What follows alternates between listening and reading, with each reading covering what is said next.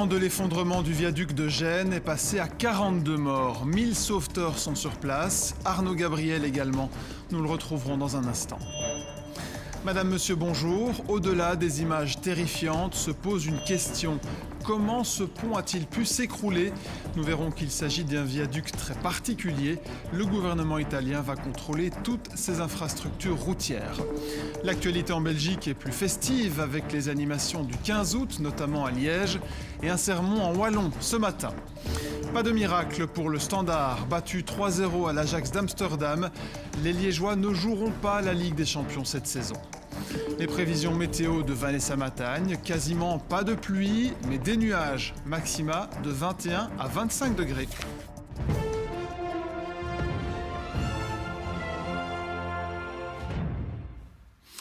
Une image pour commencer, image qui illustre le travail très délicat des pompiers et des sauveteurs.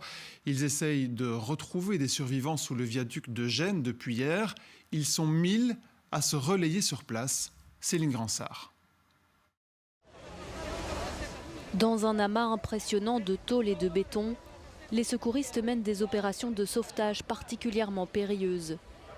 Ce véhicule est suspendu dans le vide avec une personne à bord. Ils tentent de l'extraire.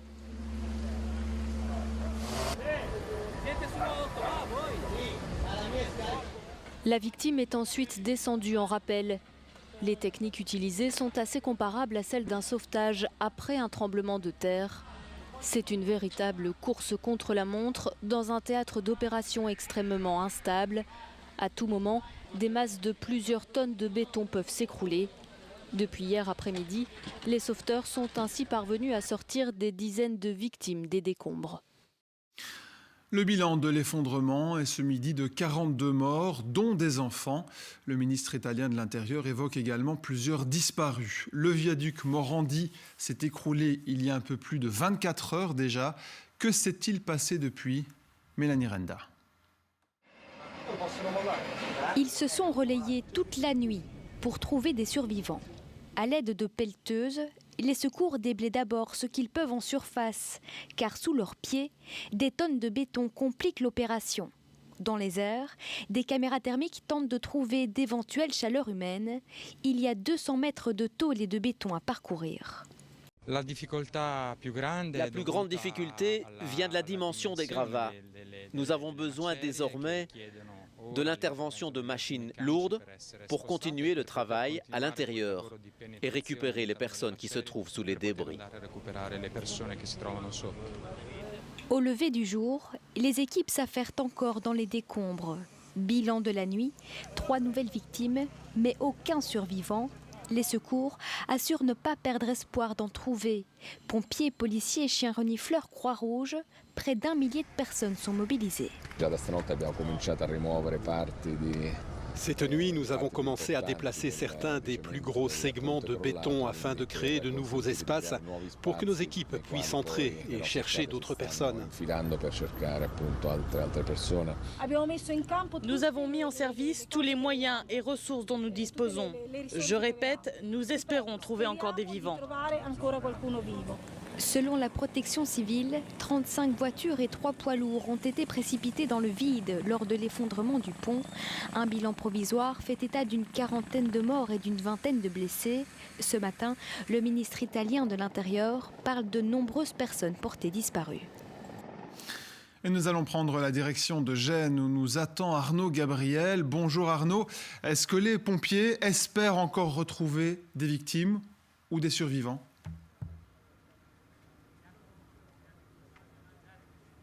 Olivier, forcément, les secouristes espèrent retrouver des survivants et craignent par contre retrouver des victimes, car c'est vrai qu'ici tout est chaotique, la situation est dramatique, ils vivent l'enfer, nous disent-ils, et ils ont travaillé durant toute la nuit, encore maintenant ils sont très déterminés, ils vont travailler 24 heures sur 24, nous disent-ils, jusqu'au moment où il n'y aura plus aucun débris juste derrière nous, au moment où tout sera complètement nettoyé, libéré, pour être certain qu'il n'y a plus de survivants, pour être certain aussi qu'il n'y a plus aucune victime en dessous de ces débris. Alors c'est vrai que depuis ce matin, les secouristes nous parlent aussi du coefficient multiplicateur. Alors en d'autres termes, ici, il est très élevé. Pour quelle raison ? Eh bien, lorsqu'il y a un accident comme celui-ci et que lorsque les secours arrivent sur place dans les premières minutes et qu'ils trouvent déjà une dizaine de victimes, eh bien, ce coefficient multiplicateur est très élevé. Et donc, ils s'attendent concrètement à avoir 4 fois, 5 fois plus de victimes que dans les premières minutes après l'accident. On est donc à 40, 50, voire même 60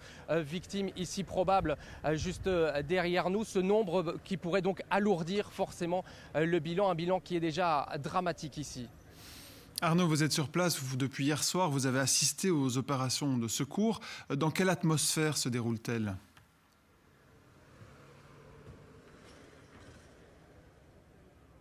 Ce sont des conditions qui sont vraiment très compliquées, une atmosphère aussi qui est très particulière. Quand nous sommes arrivés ici hier soir, il faisait noir forcément.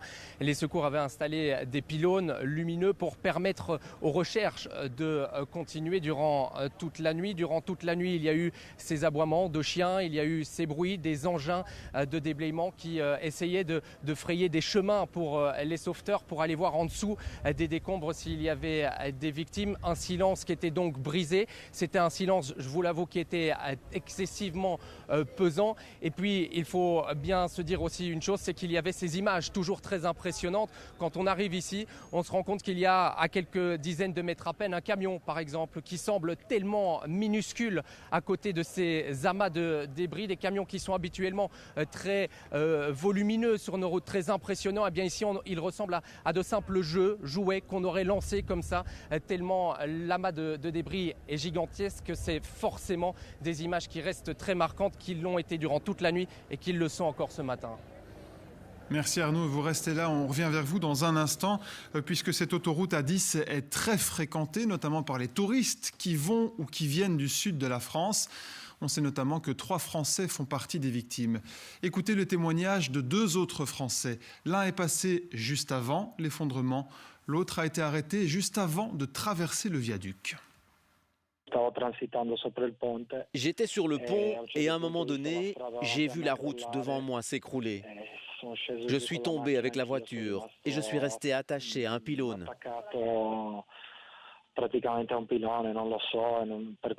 Je ne sais pas comment ça se fait. Je ne suis pas tombé complètement et je n'ai toujours pas compris comment ma voiture n'a pas été écrasée. C'est une scène de film. J'ai eu une grosse frayeur. Heureusement pour moi, ça ne s'est pas mal fini, grâce à Dieu. Je suis là pour vous le raconter. Je n'avais jamais imaginé ça. J'ai traversé ce pont plusieurs fois parce que je travaille ici. C'est impensable.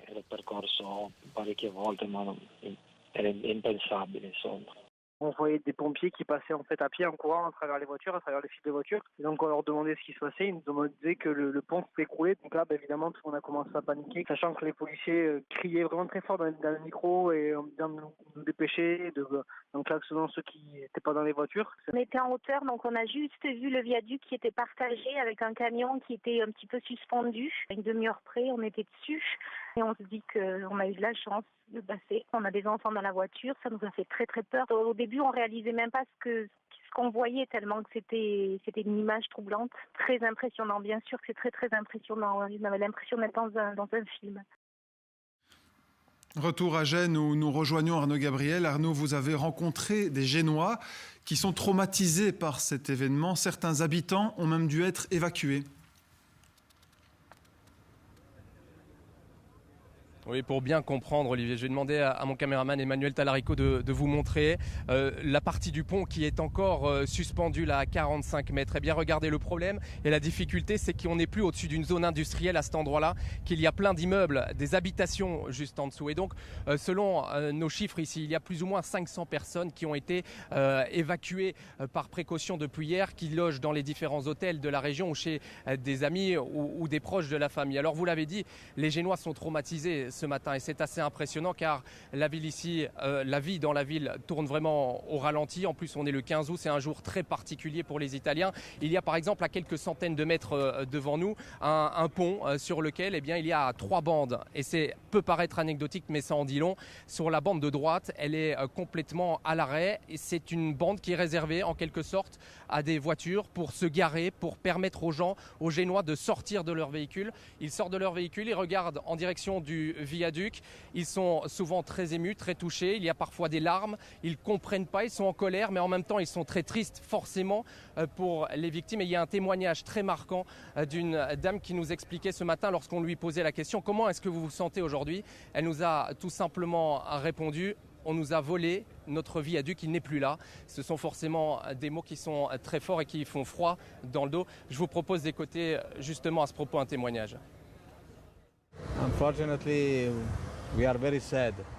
Nous sommes très tristes. C'est quelque chose qui ne peut pas arriver dans notre pays. C'est absolument incroyable. Il n'y a rien d'autre à dire.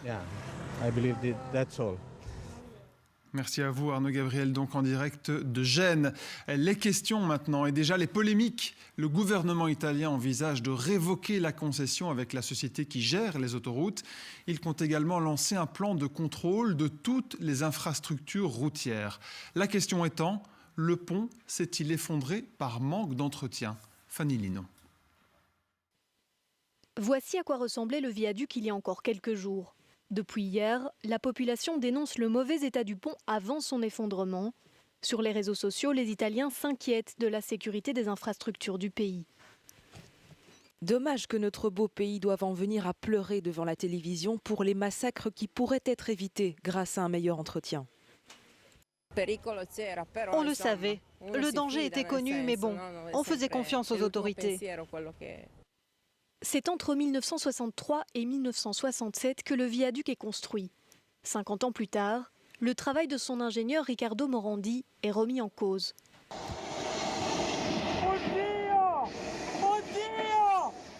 D'autres questions se posent, notamment sur la maintenance du pont.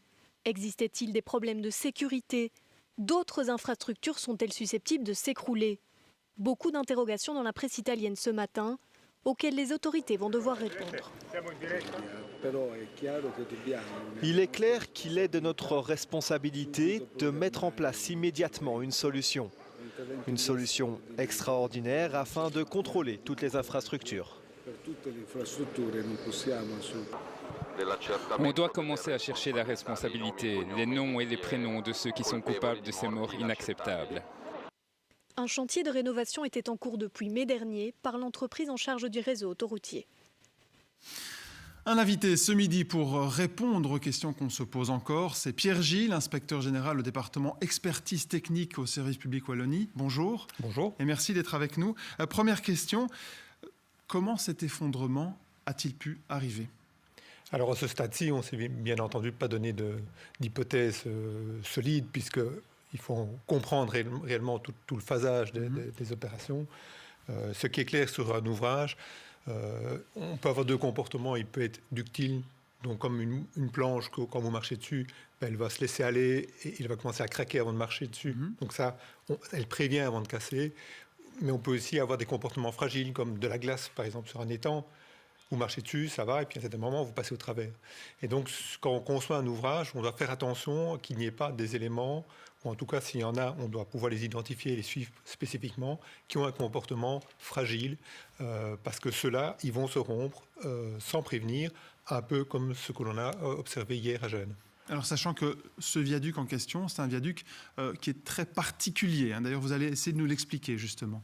Oui, donc on est là dans les années 60, on est au début de la nouvelle ère, je vais dire, des ponts bannés. Et l'ingénieur qui a conçu cet ouvrage dont vous voyez ici une petite partie qui correspond plus ou moins à ce qui s'est effondré, avec des haubans, ici en rouge. Et ces haubans, ils sont qu'au nombre de 4. Alors qu'actuellement, quand on va faire un pont banné, on va mettre toute une série de haubans. Donc sur chaque côté, il va y en avoir par exemple une dizaine. Si vous en avez 10, s'il y en a un qui a un problème qui se rompt, les 9 autres peuvent prendre le relais. Oui. Ici, si j'en ai un qui casse, C'est déjà problématique. C'est déjà problématique. Autre point particulier, c'est le fait que le tablier n'est pas continu sur toute la longueur de l'ouvrage, mais il y a des petits supports, des petites consoles sur lesquelles vient reposer la suite du tablier. Et cette console est également un élément qui est assez fragile et qui peut se rompre brutalement sans prévenir, un petit peu comme les Italiens l'ont déjà malheureusement vécu il y a 1 an ou 2 sur une autoroute, ou comme les Canadiens l'ont vécu avec le viaduc de la Concorde à Laval il y a une dizaine d'années. Le pont a 50 ans. C'est vieux, 50 ans pour un pont, pour un viaduc? Non, les ouvrages d'aujourd'hui, on les construit pour une durée de vie généralement de 100 ans. À l'époque, on était plutôt dans des durées de vie de 60-80 ans. Mais donc, au terme de cette durée de vie, généralement, on doit faire une grosse réhabilitation pour prolonger finalement la vie de l'ouvrage. Donc non, 50 ans, ce n'est pas un âge trop important. Par contre, c'est un âge qui correspond à une étape où on va devoir faire des lourds travaux de réhabilitation pour renforcer les différents éléments qui ont vieilli de par la durabilité déficiente de certains éléments. Des travaux qui étaient justement prévus. Une hypothèse qu'on a entendue hier, c'est que la foudre ait pu frapper le pont. Des témoins ont vu comme une mini-explosion à un des endroits. Est-ce que c'est plausible selon vous? Alors, je n'ai pas connaissance d'ouvrage qui se serait effondré à cause de la foudre. Ça me paraît relativement étonnant qu'on puisse avoir, un effet de la foudre.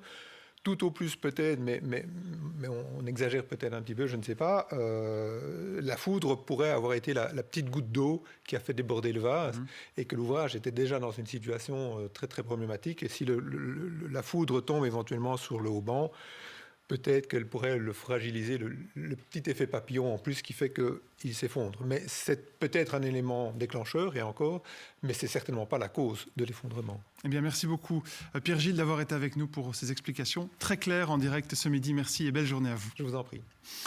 Notez également qu'en ce jour de l'Assomption, journée très importante pour les catholiques, le pape vient d'évoquer la tragédie de Gênes lors de la messe à Rome.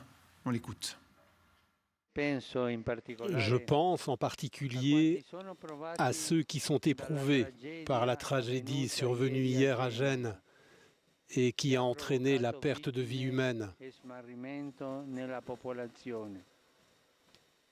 Nous confions à la miséricorde de Dieu les gens qui ont perdu la vie. J'exprime ma proximité spirituelle avec leurs familles, les blessés, les personnes déplacées, ainsi qu'à tous ceux qui souffrent à cause de cet événement dramatique.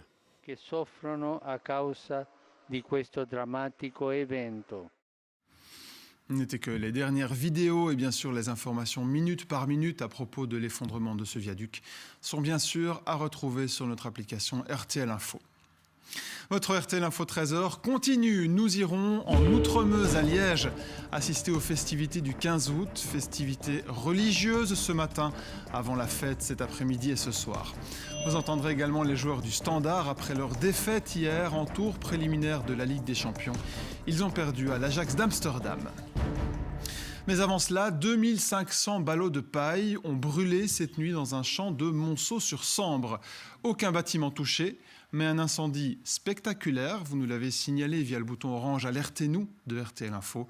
Thibaut Balthazar avec Xavier Preya et Fabien Vanove. L'énorme feu illumine l'obscurité. Une vingtaine de pompiers venus de toute la région tentent de maîtriser les flammes. L'incendie a débuté vers 22 h. Ce matin, il ne reste que des braises. Quand nous arrivons, il y a des centaines de ballots qui sont en feu, des ballots d'une certaine taille. Donc nous avons mis tout de suite en place 2 départs et alors surtout une noria de citernes, 4 citernes de 15 000 litres. On fait la noria pour nous amener de l'eau parce que nous devions mettre des lances à fort débit et donc ça demandait beaucoup d'eau. Et comme vous voyez ici, on est au milieu de nulle part. Ces 2500 ballots appartenaient à cet agriculteur, le stock d'une année entière. La paille sert de litière et de nourriture aux animaux. Maxime va maintenant devoir se réapprovisionner. Les dommages financiers seront très importants. C'est d'abord une déception financière, mais surtout une déception au niveau du travail accompli.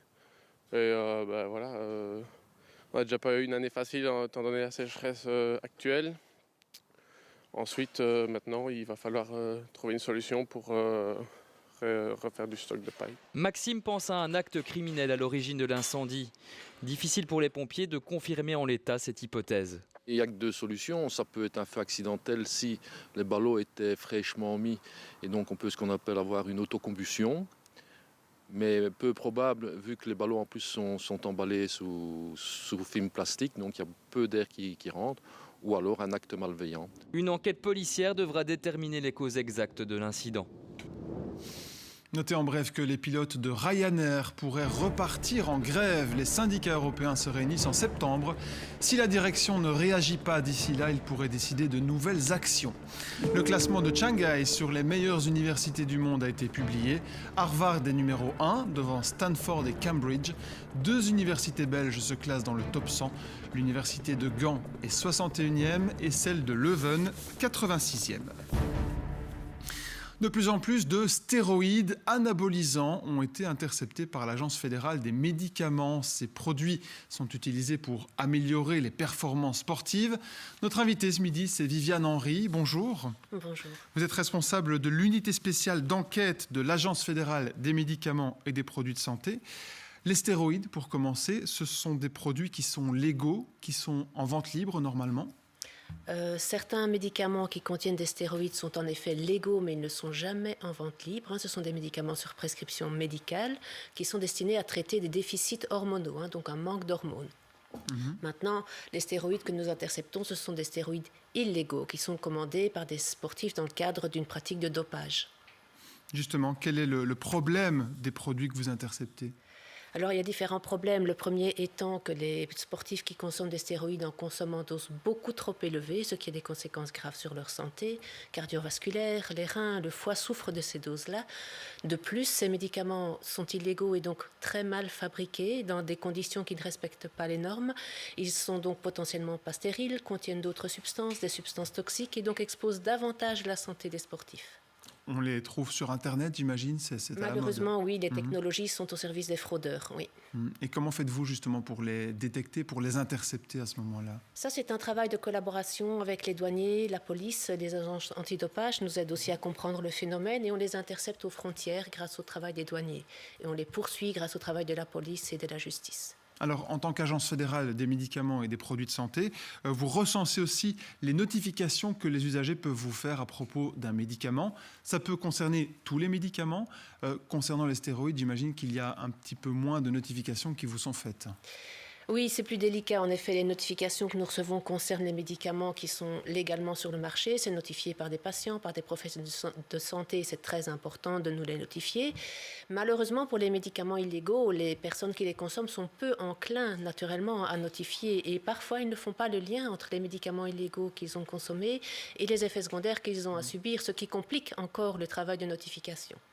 Eh bien, merci beaucoup Viviane Henry d'avoir été avec nous ce midi pour nous donner ces précisions. Et donc, vous êtes membre de l'Agence fédérale des médicaments et des produits de santé. Très belle journée à vous. Merci.